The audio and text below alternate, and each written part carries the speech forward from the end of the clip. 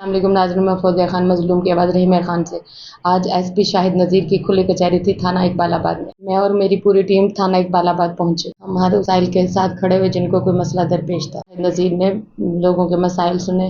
फौरी उनका अजाला। एसपी शाहिद नज़ीर काबिल और मेहनती अफसर है। मेरा और मेरी पूरी टीम का एसपी शाहिद नज़ीर को खैराज तहसीन।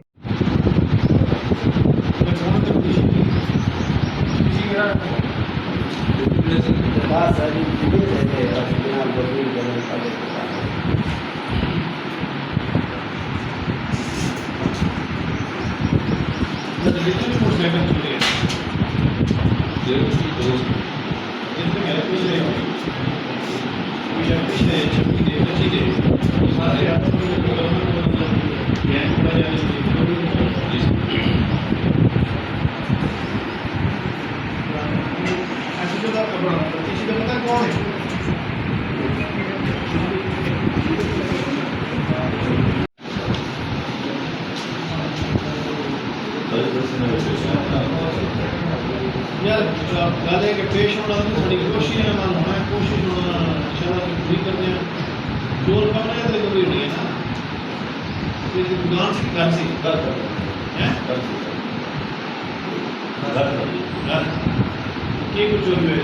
माल टंगे ले सब माल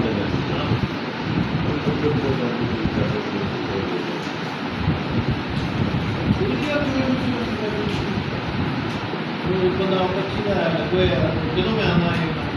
ये सारे पहले रखे थे पार्टिकुलर इन्होंने जो नाम लिया ਸੀ ਉਹਨੇ ਕਿਹਾ ਸੀਗਾ ਕਿ ਅਸੀਂ ਇਹ ਸਫਾਈ ਦੇ ਦੇ ਰਿਪੋਰਟ ਦੇ ਦਿੱਤੀ ਤੇ ਇਹਨਾਂ ਦੀ ਸਫਾਈ ਦੇ ਲਈ ਜਾਣੀ सारी मैं 5 बंदे ने लगाए 5 बंदे मुंह पे बैठे साहब ने सराय साहब को 5 बंदे यार गल है कि भाई सफाई की नहीं देनी ना सफाई को नहीं देनी प्लीज उन्होंने सफाई भाई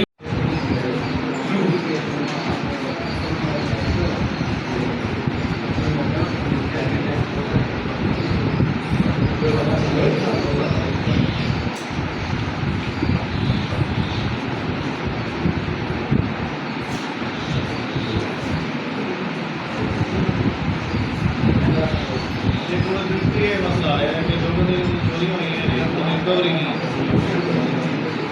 पुराने वक्त में ये चोर गैंग दोनों भी चोरों का जो आइटम उन्होंने नारा फिनिश नहीं है ठीक अपना बात आपको बताती है समाज अली समाज में पसंद सुनो होते ऐसी चीज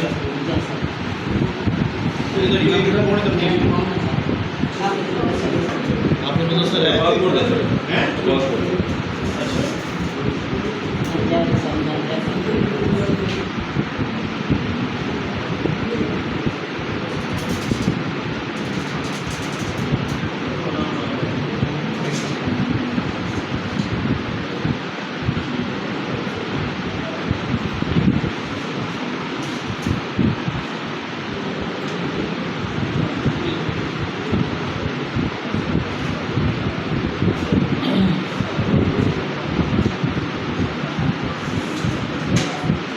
तो मैं तेरा ना ये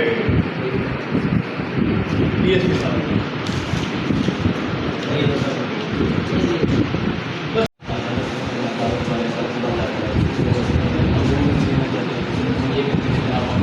जब वो देखो ना खाना बोला होगा तो क्या वो बोल भी देगा बोल ही देगा छोटी मोटी मैंने कह दिया है साहब अभी जनाब अभी मेहरबानी निगरानी होगी बहुत बढ़िया यार देखो हम जबरदस्ती कर बस ना मैं